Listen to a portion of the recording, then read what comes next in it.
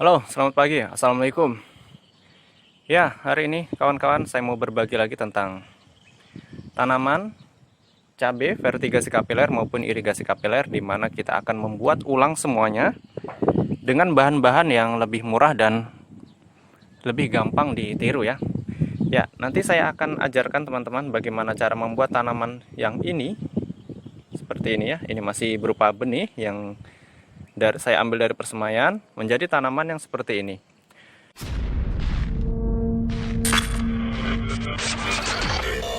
Ya, bisa dilihat ya kawan-kawan di bawah itu ada pipanya. Ini adalah tanaman cabai vertigasi kapiler.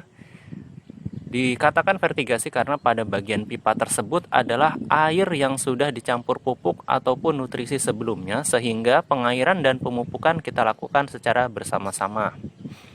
Seperti ini kondisi tanamannya, sudah usia 22 minggu.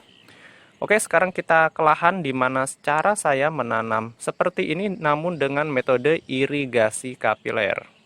Dikatakan irigasi karena air yang di dalam pipanya adalah air biasa, bukan air bernutrisi. Oke, kawan-kawan. Yang di hadapan saya ini adalah irigasi kapiler. Sebanyak ini ditanam dengan metode irigasi kapiler dan sampai sebesar ini tidak pernah dilakukan penyiraman sama sekali. Selama ada air di dalam pipa penampungan tersebut, tanaman ini bisa tumbuh dengan subur seperti ini tanpa kita harus repot melakukan penyiraman. Dari awal tanam sampai sebesar ini, linknya ada di deskripsi. Ya, kita sudah kembali lagi ke rumah kawan-kawan. Nah, di hadapan saya ini adalah cabai vertigasi kapiler, namun bukan menggunakan pipa kawan-kawan, ini menggunakan botol bekas di bawahnya. Ini adalah cara yang paling mudah sekali teman-teman, di mana dengan cara ini kita bercocok tanam tanpa harus menyiram setiap hari. Selama airnya itu cukup, tanaman bisa tumbuh dengan subur. Yang membedakan adalah apabila Anda memilih untuk menanam secara vertigasi kapiler, maka air yang di penampungan tersebut adalah air yang sudah mengandung nutrisi ataupun pupuk ya. Begitu teman-teman. Di sini contohnya, di sini saya punya 3 botol. Dan di atasnya ada polybag, dan ini cabenya seperti ini kondisinya. Berbeda dengan yang lainnya tadi ya, yang di awal kita menggunakan pipa. Kalau untuk skala rumahan, cara ini bisa ditiru ya teman-teman, bisa diterapkan, bisa dilakukan sekarang juga, artinya tidak membutuhkan modal yang terlalu besar, hanya membutuhkan polybag dan botol bekas.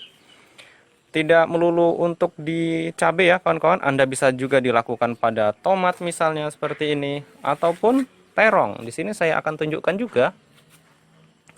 Terong ini adalah ditanam dengan metode irigasi kapiler, di mana air yang di bawah adalah air biasa, bukan air nutrisi, dan kita pemupukannya secara manual. Bisa dilihat kondisi tanaman terongnya sudah berbuah. Ini adalah terong bundar ya teman-teman, bukan yang ungu itu. Dan bisa dilihat tanamannya berbuah. Dan cara pemupukan yang saya lakukan selama ini, selama 1 minggu sekali, hanya seperti ini teman-teman. Saya berikan antara gabungan TSP, NPK, dan KCL, dan saya berikan di pokok tanamannya. Ya, oke, untuk mempersingkat waktu kita akan membuat teman-teman tanaman serupa. Dengan Anda bisa memilih benih macam-macam ya, bisa cabai, tomat maupun terong, tapi di contoh kali ini saya akan memperagakan irigasi kapiler maupun vertigasi kapiler dengan bahan berupa benih cabai ini, dan saya pastikan mudah ditiru untuk semua orang. Oke, simak videonya berikut ini teman-teman.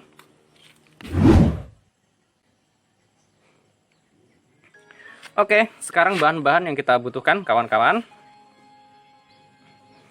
Ya, yang pertama di sini tentunya saya punya polybag. Untuk contoh ini dan pada semua tanaman saya hanya gunakan ukuran 30 kali 40 teman-teman. Ini per kilonya harganya sekitar 30.000, tapi itu 1 kilo. 1 kilo itu isinya sangat banyak teman-teman. Kalau Anda beli lembaran mungkin saya nggak tahu ya harganya berapa. Kemudian di sini kita punya namanya botol. Ini botol beserta tutupnya, tapi botol yang sudah dipotong teman-teman. Seperti ini, dan kita beri lubang pada bagian sininya. Lubangnya pastikan ukurannya besar agar nanti sumbu tidak terjepit di sini. Selanjutnya yang merupakan bagian vital dari sistem irigasi maupun vertigasi kapiler adalah sumbu teman-teman. Seperti ini. Saya punya banyak, ini ada yang bekas, ada yang baru. Di sini saya gunakan karpet ambal kawan-kawan. Biasanya kalau di sini disebutnya ambal ya. Seperti ini bahannya.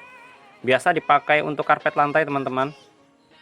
Kadang ada warna abu-abu, warna hijau, warna biru seperti ini, warna pink, warna merah, macam-macam ya. Anda coba cari di daerah Anda atau gunakan sumbu lain apabila ingin coba-coba, tapi sepanjang pengalaman saya, sumbu ini yang paling awet. Oke, selanjutnya kita punya gunting, pisau cutter, sedikit spons, botol penampungan air, dan benih itu sendiri nantinya yang akan kita tanam. Untuk media tanam yang terbaik ya, dari pengalaman saya menggunakan sekam yang sudah dibakar teman-teman. Untuk cara membakar sekam bisa lihat di link deskripsi. Apabila di daerah Anda memiliki tempat penggilingan padi, atau apabila tidak ada, beli saja yang sudah jadi teman-teman karena harganya murah. Dan juga tanah subur. Tanah subur saya kebetulan sudah habis, kita cari dulu nanti di lokasi ya teman-teman. Kalau tanah subur sebaiknya gunakan tanah hitam ya teman-teman, bukan tanah kuning. Saya ngambilnya di hutan sana teman-teman. Dan di video saya ini saya tidak pernah menggunakan yang namanya kompos kotoran hewan. Semuanya saya gunakan kompos dari alam ya, misalnya dari dedaunan, atau lebih amannya kita ambil saja tanah hitam karena itu sudah mengandung humus yang berasal dari dedaunan yang lapuk dan itu sudah menjadi kompos. Oke, langsung saja kita cari tanahnya ya teman-teman, kemudian kita lanjutkan praktek di video ini. Ya, selanjutnya kita akan cari tanah di sana kawan-kawan, di tepi hutan itu. Karena di sana banyak sekali tanah subur. Tapi kok kayaknya serem ya. Biar saja ya, kita coba cari tanah ya teman-teman. Kita bawa alatnya.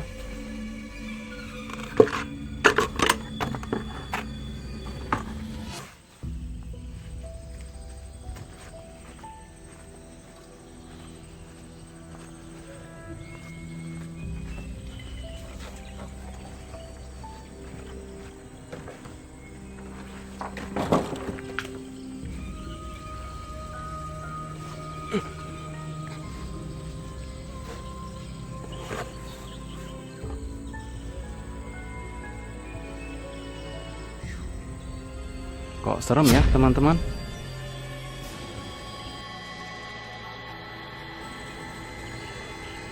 Apalah, kita coba ke sana kawan-kawan.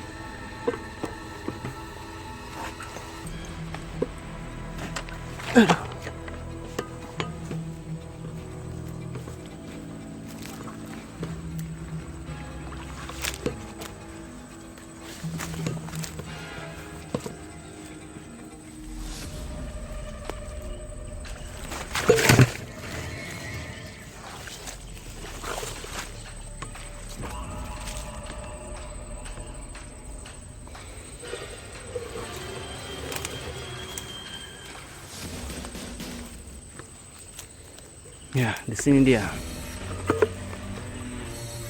Itu dia teman-teman ya. Masih hutan, kondisinya seperti ini. Dan pastinya tanahnya di sini lebih subur teman-teman.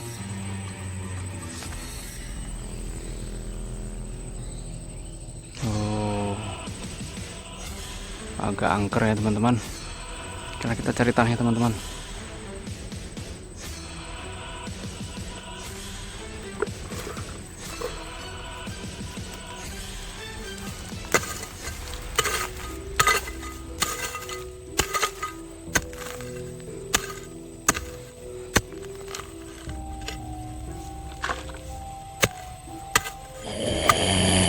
Ih, ada suara apa itu?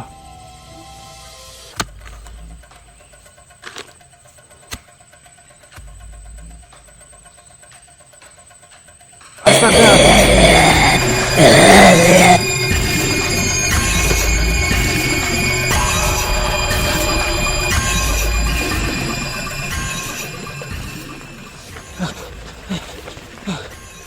banyak hantu kawan-kawan. Serem juga ya teman-teman ya. Perjuangannya agak susah mencari tanah di sana.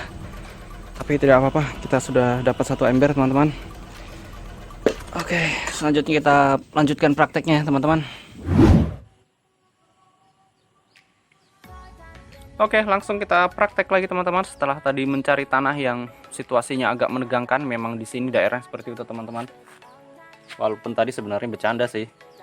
Ya, oke lah, tadi itu hanya selingan ya kawan-kawan. Nah, sekarang untuk membuat sistem irigasi maupun vertigasi kapiler, kapiler pada dasarnya adalah kapilaritas atau rembesan ya teman-teman. Itu bisa dicari saja di Google. Artinya kalau bagian ini terendam air, maka air itu akan merambat ke atas gitu ya teman-teman ya. Kalau penjelasan secara ilmiahnya ya bisa dicari sendiri, tapi kita langsung ke mode prakteknya saja ya, tidak perlu memahami teori yang terlalu berlebihan yang bisa menunda kita untuk melakukan praktek seperti ini ya teman-teman ya. Nah, ini kan sudah berlubang. Nah, selanjutnya bagian polybag juga kita lubangin. Untuk melubangnya bisa dilipat seperti ini saja kawan-kawan. Saya tunjukkan di depan HP ya, seperti ini. Nah, kalau kita lihat dia sudah berlubang itu. Nah, berlubang ya teman-teman. Nah, selanjutnya botol ini kita masukkan dan kita jepit dia dari sisi luar. Yang ini dalam, yang ini di luar.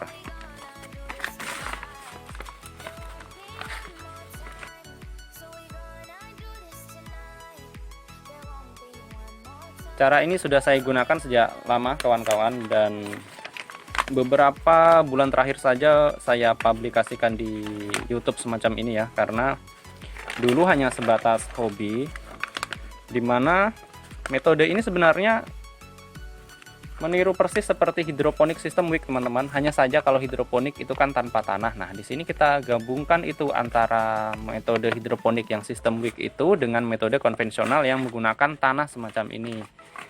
Dan hasilnya ya sesuai persis seperti pada video-video saya, seperti cabai irigasi kapiler, vertigasi kapiler, yang link deskripsinya sudah saya letakkan pada deskripsi, dan bisa ditengok mulai dari awal saya tanam sampai tanaman itu besar dengan metode semacam itu ya. Ini sudah seperti ini teman-teman ya.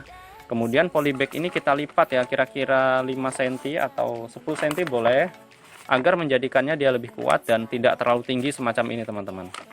Kita lipat saja.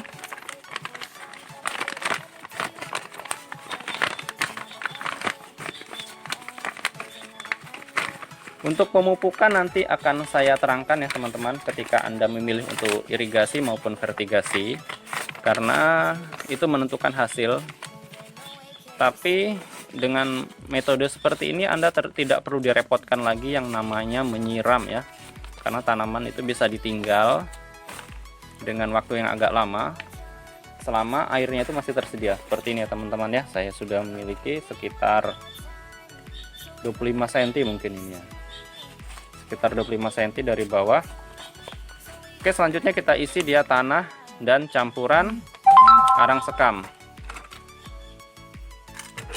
Ini tanah yang sudah saya ambil tadi, kita campurkan saja dengan sekamnya dengan rasio 1:1 ya teman-teman. Kalau sekamnya 1 ember, tanahnya juga 1 ember, atau sekamnya bisa lebih banyak ya.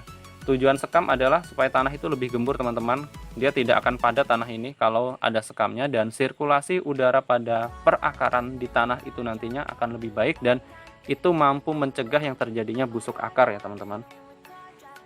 Oke, langsung saja kita campur ya.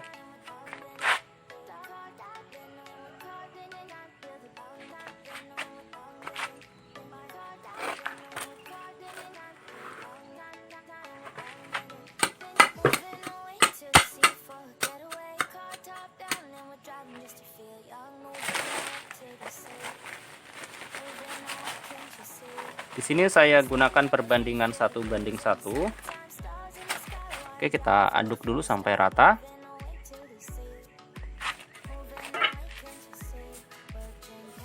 Saya sudah mencoba teman-teman, cara ini bisa diterapkan dengan skala yang lebih besar. Modal awal itu kalau di lahan ya tentu saja hanya beli pipa ya, dan itu hanya dilakukan sekali. Dan pipa itu bisa kita gunakan sampai lama teman-teman, selama tidak diinjak. Kalau diinjak sudah pasti dia pecah dan tidak awet. Kalau kita meletakkannya benar, maka walaupun kena hujan panas, pipa itu tetap awet teman-teman. Seperti pipa selokan yang ada di rumah kita masing-masing ya, yang bagian luar itu biasanya kan dia terkena panas hujan tidak kenapa-kenapa selama tidak diinjak. Ini saya rasa cukup rata teman-teman, dan terasa gembur sekali berkat campuran tanah dan sekam. Oke, selanjutnya kita masukkan dia ke dalam polybag dan kita setting dulu sumbu pada polybagnya.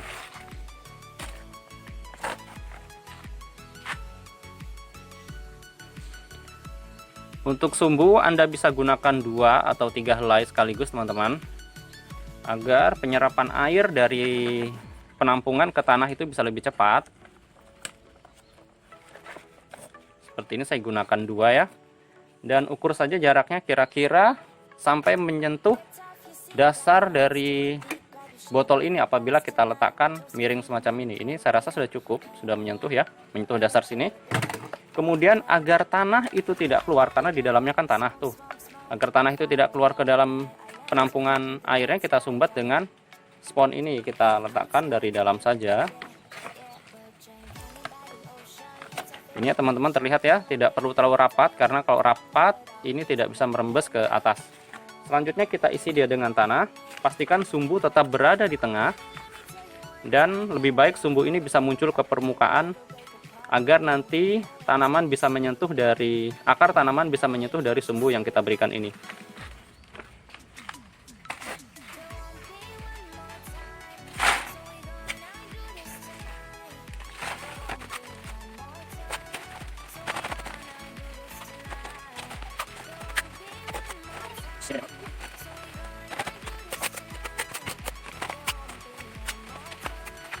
Oke, seperti ini kawan-kawan. Setelah masuk semua, kita ambil sumbunya, pastikan dia sampai keluar. Atau tidak keluar tidak masalah, selama ini masih menyentuh bagian akar dari tanaman. Setelah ini kita padatkan dengan cara dihentak-hentakan seperti ini. Untuk ketinggian tanah sekitar 5 cm ya teman-teman dari bibir polybag, dan pastikan jumlahnya itu cukup banyak agar akar itu bisa berkembang dengan baik. Mulai turun hujan di sini teman-teman, makanya tadi di hutan sana itu gelap sekali ya, karena sekarang mulai gerimis. Oke, kita lupakan itu. Selanjutnya kita coba tanam tanaman si cabai ini.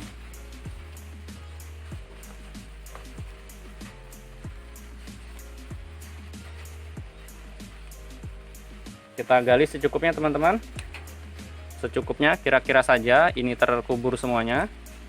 Dan ini sumbunya bisa menyentuh bagian akar, dan benih kita tanamkan.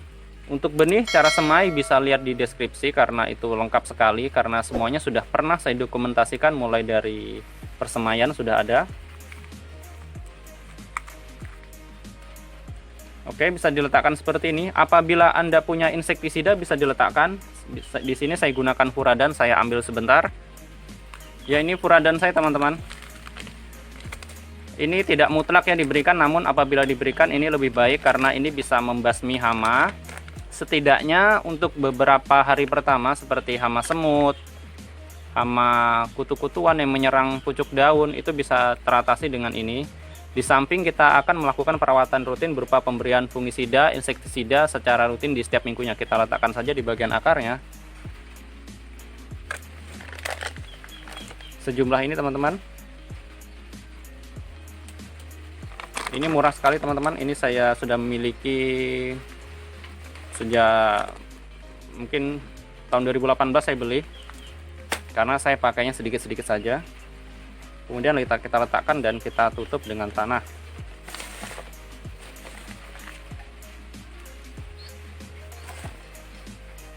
Pastikan dia rata teman-teman. Oke, untuk tahap awal kita siram dulu karena tanah ini masih kering. Kita siram untuk pertama kalinya, dan setelah itu kita hanya mengandalkan air yang ada di penampungan. Saya ambil air dulu. Ini airnya teman-teman, kita siramkan saja pada bagian akar. Ya, saya sangat optimis tanaman ini bisa tumbuh dengan baik. Oke, untuk lebih amannya, bagian atas ini kita bisa berikan sekam teman-teman, untuk mencegah rumput itu tumbuh dan mengurangi intensitas sinar matahari. Ini ya, kita tutup dengan sekam, agar rumput itu tidak tumbuh dan sinar matahari itu tidak membuat tanaman ini menjadi layu karena bagian tanah yang terjemur. Atau bisa juga Anda berikan dengan daun-daun kering. Seperti contoh, saya ambilkan daun kering.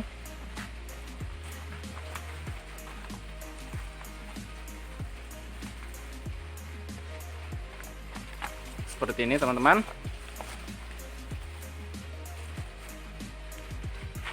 Ya, dari sisi polybag tanah sudah selesai. Selanjutnya kita akan membuatkan bagian dari irigasinya. Di sini kita gunakan botol bekas. Anda bisa gunakan merek apapun, air mineral tentunya ya, atau botol lain yang jelas selama ukurannya itu mirip-mirip bisa dipakai. Kalau yang di sana saya bekas gunakan botol obat ya teman-teman, obat untuk cuci foto. Kalau ini kita gunakan bekas air mineral saja, karena di terong juga bisa tumbuh dengan baik. Terserah yang dilubangkan bagian sini atau sini, yang jelas kita buat lubang di sini bisa gunakan besi panas yang dibakar, tapi kita simpelnya saja kita gunakan cutter yang tajam ya teman-teman, dan harus hati-hati. Setelah dilubangi tinggal kita gunting semau kita. Gunakan lebar sekitar 5 cm kali 5 cm.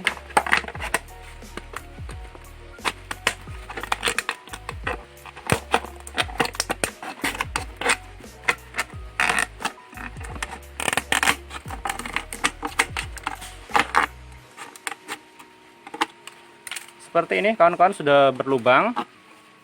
Dan selanjutnya kita buat lubang untuk pengisian air, karena ini akan ditutup oleh polybag. Kita pastikan sejajar, kita buat lubang di sini. Secukupnya saja, nanti kita bisa gunakan alat bantu berupa corong untuk mengisinya. Bisa seperti ini ya, nanti tinggal ditutup atau dibiarkan seperti ini, atau digunting sama sekali boleh. Oke, selanjutnya kita pasang pada tempat yang layak, yang masih mendapatkan sinar matahari pagi sampai sore, karena tanaman cabai ini membutuhkan intensitas sinar matahari yang tinggi. Bisa diletakkan di pekarangan atau dari pagi sampai siang juga bisa ya teman-teman. Nanti setelah ini bisa dicat bagian polybagnya dengan warna cerah, karena apabila ini warnanya hitam seperti ini akan membuat tanaman itu mudah layu teman-teman, karena sinar matahari itu apabila mengenai warna hitam akan membuat media yang ada di dalamnya ini menjadi panas. Seperti contoh yang itu saya sudah cat warna silver, dan yang di lahan saya tadi saya cat dengan warna hijau. Seperti itu saja teman-teman ya. Hal itu kita butuhkan selagi tanaman itu masih kecil. Ketika tanaman itu sudah rimbun seperti ini, maka ini akan dingin dengan sendirinya walaupun catnya itu sudah memudar kawan-kawan. Artinya selama tanaman kita masih kecil, sebaiknya ini dicat agar tanaman kita di bagian akarnya itu tidak panas dan tidak layu bagian pohonnya. Dan secara alamiah selama 2 minggu pertama atau 1 minggu pertama, tanaman ini akan layu apabila ketemu sinar matahari. Nanti dia akan menyesuaikan sendiri selama beberapa minggu kemudian, sampai ketika akar-akar itu sudah bertumbuh dengan baik dan dia tidak akan layu lagi ketika terkena sinar matahari. Namun tentunya polybag juga harus kita cat untuk membantu proses itu. Oke, selanjutnya kita letakkan dia di tempat yang layak agar mendapatkan posisi yang pas. Oke, lanjut teman-teman. Ini sudah saya siapkan batu bata atau gunakan batako saja. Karena di sini saya punyanya batako, saya gunakan ini sebagai tempat berdirinya dari polybag. Pastikan apabila Anda memiliki 2 buah bisa lebih baik ya. Kalau saya hanya punya 1, kita belah saja di sini. Seperti ini kawan-kawan, dan kita letakkan dia di tempat sinar matahari yang optimal. Setidaknya dari pagi sampai jam 2 kawan-kawan ya. Karena kurang dari itu tanaman juga akan pertumbuhannya kurang baik dan buahnya itu menjadi sedikit. Di sini pas sekali saya letakkan di halaman teras saya yang terpapar sinar matahari secara langsung. Oke, langsung saja kita letakkan dia di tempat di situ.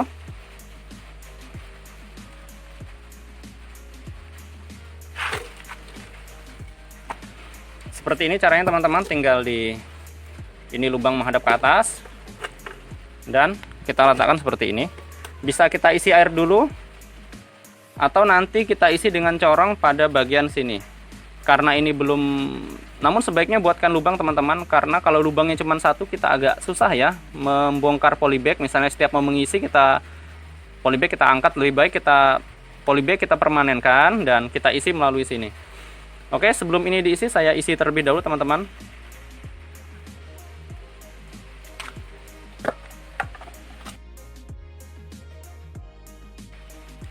Ya, ini kawan-kawan, di sini saya gunakan air biasa karena ini saya tanam dengan metode irigasi kapiler, di mana air yang kita berikan bukan air bernutrisi. Kalau air yang bernutrisi ini kita harus cat ya teman-teman, agar dia tidak tumbuh lumut pada bagian dalam dari botol ini. Berbeda dengan itu tidak saya cat. Pada bagian botolnya tidak berlumut karena pada bagian atas sudah rimbun dan sinar matahari tidak sampai menyentuh pada bagian bawah. Oke, langsung saja kita isi ya. Nanti akan saya terangkan setelah ini, kita buat presentasi singkat tentang irigasi maupun vertigasi kapiler, termasuk perawatannya dan pengendalian hamanya. Kita isi secukupnya.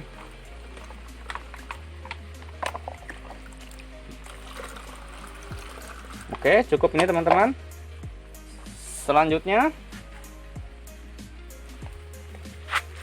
kita letakkan polybag ini pada, pastikan sumbunya menyentuh bagian lubang dan menyentuh dasar dari botol ini dan tidak terjepit pada bagian botol. Ya, seperti ini kawan-kawan, sudah saya letakkan secara presisi pas. Itu dia, bisa dilihat ya, menyentuh air dan kita letakkan secara pas. Oke. Seperti ini hasilnya teman-teman. Sudah, saya yakin ini bisa tumbuh dengan baik karena sudah banyak saya lakukan eksperimen sebelum video ini dibuat, termasuk yang di pipa, termasuk yang di kebun, dan termasuk sebelum saya membuat channel YouTube ini. Oke, setelah ini kita akan buatkan presentasi singkat tentang kesimpulan dan hal apa saja selanjutnya yang akan kita lakukan untuk melakukan perawatan kepada seluruh tanaman kita.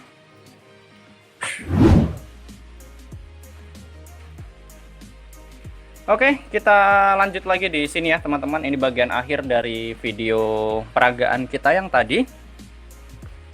Di sini akan saya terangkan lagi tentang perawatan selanjutnya dan kita ulas beberapa bagian dari metode bercocok tanam kita secara irigasi kapiler ini maupun vertigasi. Oke, saya terangkan irigasi maupun vertigasi. Kita tulis di sini. Irigasi atau vertigasi ya. Tulisannya jelek. Oke, kapiler.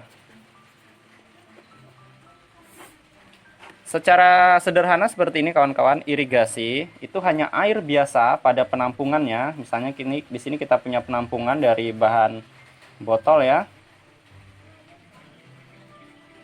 Ataupun pipa, boleh pipa saja. Ini ada tutupnya, ada lubang-lubang ya. Di sini air. Nah, untuk irigasi, apabila dia menggunakan air biasa, artinya air ini hanya untuk penyiraman rutin saja teman-teman, namun dia mengambil sendiri. Kalau vertigasi, ini adalah air pupuk. Biasa sering disebut orang adalah nutrisi ya teman-teman. Sehingga air yang di sini dicampur dengan nutrisi sehingga pengairannya itu sekaligus dilakukannya pemupukan teman-teman. Di mana tanaman akan mengambil sendiri dengan merembes ya, dengan secara kapilaritas. Berbeda dengan irigasi, pemupukan rutin kita berikan selama 1 minggu sekali agar tanaman kita itu bisa tumbuh dengan baik. Oke, selanjutnya kita akan membahas media tanam. Ini sudah jelas ya apa yang dimaksud dengan irigasi maupun vertigasi. Selanjutnya kita masuk ke media tanam. Media tanam. Media tanam sebaiknya Anda boleh eksperimen sebenarnya dengan bahan lain, tapi di sini sepanjang pengalaman saya menggunakan metode ini, yang terbaik adalah sekam plus tanah ya, tanah hitam, tanah subur.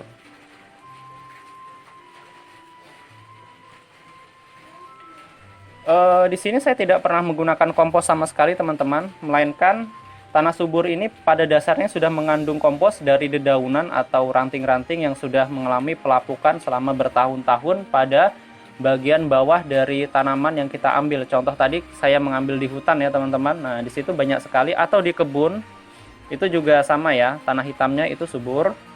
Dan ini kita campur dengan 1:1 ya teman-teman, agar mendapatkan komposisi yang bagus dan pas untuk tanaman. Ini sudah ya, media tanam sudah jelas, dan polybag tadi setidaknya kita gunakan ukuran 30 x 40. Oke, kita buat terpisah. Sini polybag, ukurannya 30 x 40. Ini murah teman-teman kalau beli lembaran, karena saya itu belinya selalu 1 kilo, itu harganya 30.000 dan isinya tuh banyak sekali. Dan juga untuk polybag, kayak di sini kita harus melakukan pengecatan teman-teman apabila itu kita tanam di tempat yang terkena sinar matahari secara kuat. Contoh ini polybag seperti ini, begini ya. Nah, ini bagian tanah ya teman-teman. Ini tanah yang lubang-lubang kan. Nah, ini harus kita cat dengan warna cerah teman-teman, karena warna hitam itu, sinar matahari itu akan terserap dengan baik di warna hitam teman-teman. Kalau dia warna cerah, tentunya dia tidak terserap dan memantul. Dan sudah saya buktikan juga, polybag yang warna hitam, apabila ada tanaman itu gampang sekali layu tanamannya. Apabila kita cat dengan warna cerah, itu tanaman itu akan berkurang layunya. Layu masih layu namun berkurang. Misalnya tanaman ya teman-teman ya. Dan juga setelah pindah tanam selama 2 minggu, setidaknya sekurang-kurangnya itu 2 minggu teman-teman, tanaman ini gampang layu. Karena apa? Karena ketika di persemaian akarnya itu masih sedikit, dan selama 2 minggu nanti dia akan bertumbuh. Ketika itu sudah tumbuh dengan baik, sudah banyak, maka tanaman ini tidak akan layu lagi, dan juga akan lebih baik lagi dan lebih mempercepat proses apabila polybag ini kita cat dengan warna cerah, dan bagian perakaran ini tidak panas karena sinar matahari. Oke, selesai ya untuk di polybag teman-teman ya. Selanjutnya kita ke perawatan. Ini sudah menjelaskan bagian dari irigasi maupun fertigasi, kemudian kita masuk media tanam, dan selanjutnya kita polybag, termasuk kendala yang dihadapi tadi ya. Selama 2 minggu pertama biasanya tanaman mudah layu. Oke, selanjutnya kita lanjut ke perawatan.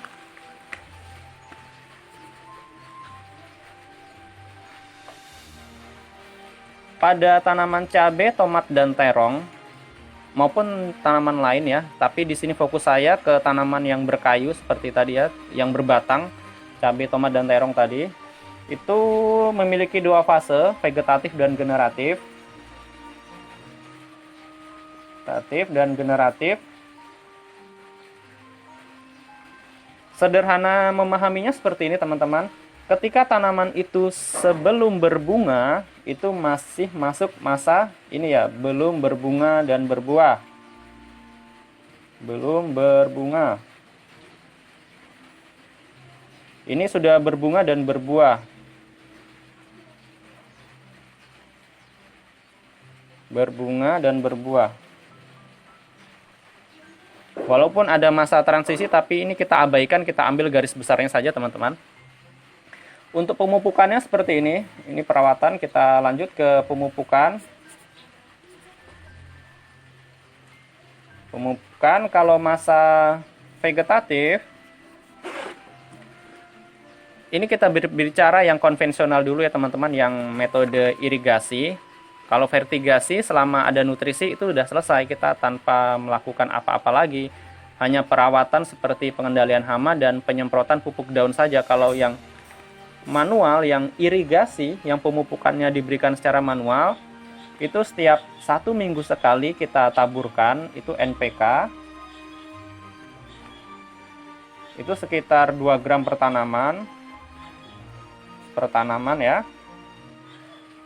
Dan juga ZA 1 gram per tanaman. Bisa ditambah KNO3 merah, ini tidak wajib.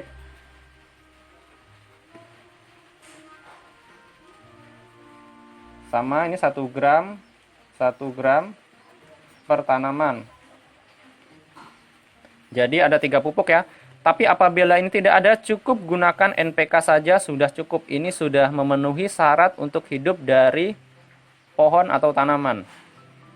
Oke, ini pemupukan ya. Artinya kita berikan pemupukan. Kalau yang ini masa vegetatif tadi ya, kalau yang generatif, pemupukannya ketika sudah muncul bunga dan dan berbuah, kita bisa lagi gunakan NPK. Hanya saja dosisnya menjadi 3 gram. Bisa ditambah TSP dengan dosis 1 gram. Bisa ditambah lagi dengan KCL 1 gram per tanaman. Bisa ditambah lagi KNO3 putih. Ini tidak wajib. Dosisnya 1 gram per tanaman. Agak repot memang teman-teman, tapi ini biasanya hasilnya baik ya teman-teman. ZA sudah tidak ada lagi, karena apabila ada ZA, daunnya itu akan terlalu hijau. Oke, dari sini sudah cukup. Apabila ini tidak ada, bisa gunakan NPK, TSP, KCL. Yang wajib ada itu adalah TSP dan KCL, termasuk NPK ini teman-teman ya. KNO3 ini tidak wajib.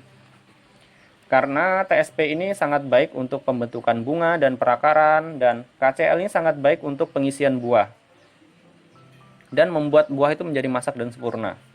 Termasuk NPK ini mencakup 2 unsur ini, namun ada tambahan nitrogen di sini.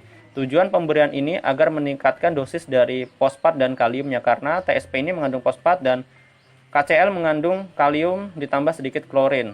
Tapi ini terlalu teknis bahasanya teman-teman. Setidaknya 3 pupuk ini diberikan, itu tanaman sudah bisa tumbuh dengan baik.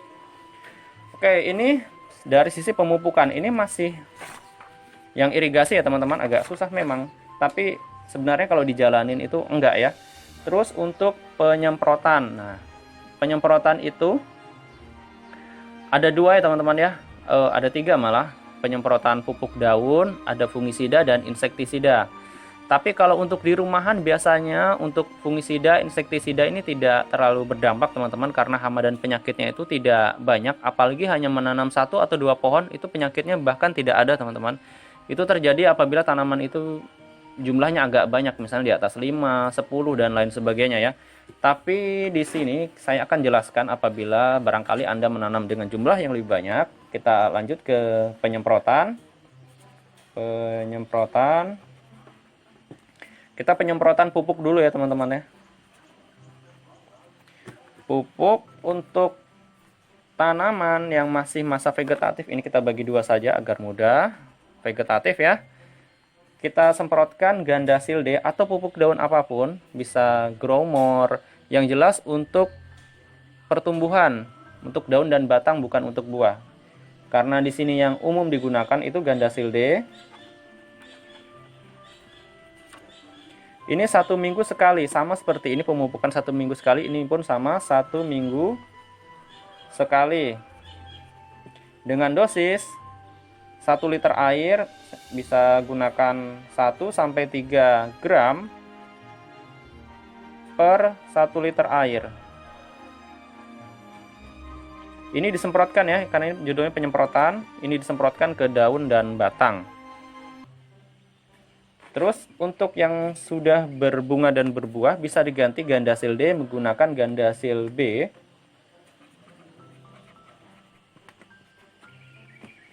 Dengan pola yang sama, 1 minggu sekali.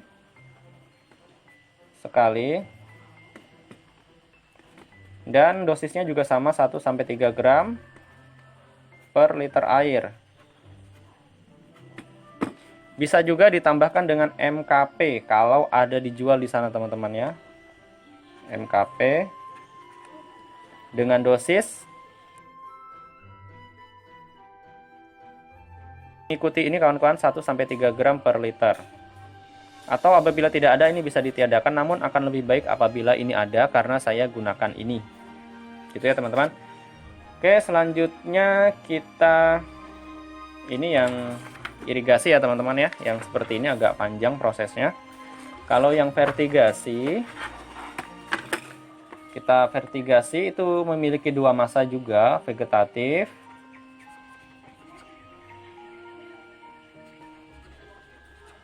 dan generatif. Tulisannya bagus ya teman-teman ya, saya sendiri agak susah membaca ini, biarkan saja. Ya, ini sama ya tadi seperti yang dijelaskan di sini, belum berbunga, dan yang generatif sudah berbunga, vegetatifnya belum berbunga, sama saja. Kita langsung masuk ke perawatan. Langsung ke perawatannya ya. Ya, perawatan ini pemberlakuannya masih sama kalau untuk semprot kawan-kawan. Kita perawatan itu kita masuk ke pemupukan dulu. Kalau di vertigasi perawatannya itu berupa nutrisi. Untuk nutrisi bisa gunakan apabila Anda menggunakan AB mix pabrikan ya teman-teman ya. Itu kalau masih masa vegetatif antara 1300 sampai 1400 ppm. Bisa gunakan TDS meter ya. Atau Anda bisa gunakan nutrisi yang ada di channel ini tanpa menggunakan ppm juga ada. Di sini saya punya dua versi, bisa lihat di link deskripsi ya teman-teman untuk nutrisinya. Dan ketika sudah masuk berbuah, itu nutrisinya di atas 1400 sampai 2000 ya teman-teman ya. 1400 ke atas sampai 2000. Tapi lebih amannya 1800 saja. Ini nutrisi ya, perawatan nutrisi atau pupuk ya, penggantinya pupuk nutrisi. Oke, selanjutnya penyemprotan sama ya teman-teman ya. Kalau menggunakan nutrisi saya itu wajib menyemprotkan pupuk daun ketika masa vegetatif. Bisa gunakan Gandasil D 1 minggu sekali dengan dosis 1-3 gram per liter. Gandasil daun ya ketika masa vegetatif belum berbunga dan berbuah. Kalau sudah generatif ini bisa tanpa ini semua, bisa diabaikan. Kita murni mengandalkan nutrisi apabila menggunakan nutrisi yang ada di channel ini. Apabila Anda menggunakan AB mix mungkin bisa menyesuaikan dari pabrikan si pembuatnya. Tapi biasanya tidak dilakukan apa-apapun, tanaman akan tetap tumbuh ya teman-teman. Oke, selanjutnya ini sudah pemupukan dan perawatan penyemprotan sudah. Selanjutnya kita pada proses pengendalian hama. Ini yang paling terakhir, pengendalian hama.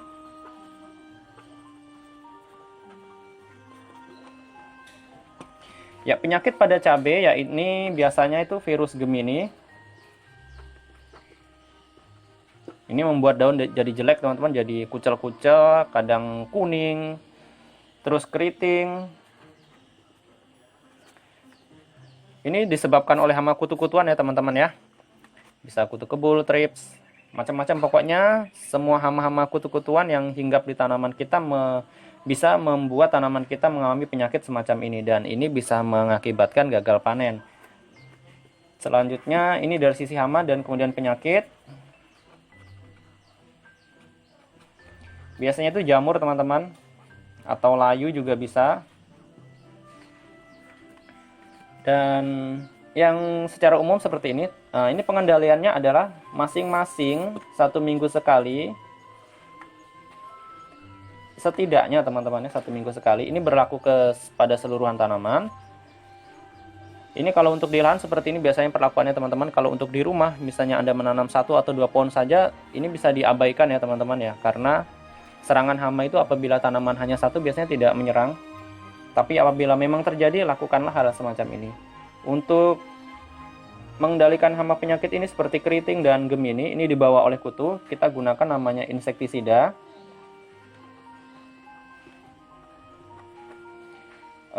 Di sini saya gunakan, biasanya kalau yang saya gunakan itu Demolis teman-teman. Demolis. Bisa juga apa ya, kurakron juga bisa teman-teman. Namun yang ampuh ini biasanya ini demolis ini. Kalau untuk penyakit jamur seperti busuk buah, busuk daun, busuk batang, layu, itu kita gunakan fungisida. Kita di sini saya gunakan 3 merek ya teman-teman, ada Antrakol, Ditan, dan Amistartop. Pembahasan ini sudah pernah saya bahas teman-teman ya, bisa lihat di link deskripsi. Pengaplikasiannya 1 minggu sekali, misalkan untuk insektisida kita gunakan setiap hari Minggu, dan fungisida hari Rabu gitu ya teman-teman ya. Apabila serangan ini lebih parah, bisa dilakukan masing-masing dengan jarak per 3 hari sekali atau 4 hari sekali. Misalnya hari Minggu semprot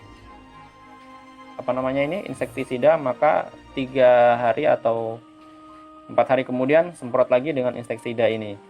Termasuk ini juga teman-teman ya. Yang penting tidak dicampur keduanya. Boleh selisih 1 hari.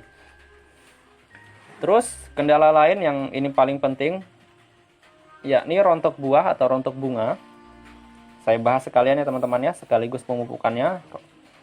Ini biasanya terjadi di lahan yang lebih luas, atau karena kurang pupuk juga bisa ya teman-teman. Tapi secara umum biasanya rontok bunga dan rontok buah itu karena kalau rontok bunga, rontok buah, kalau rontok buah biasanya itu kekurangan kalsium teman-teman.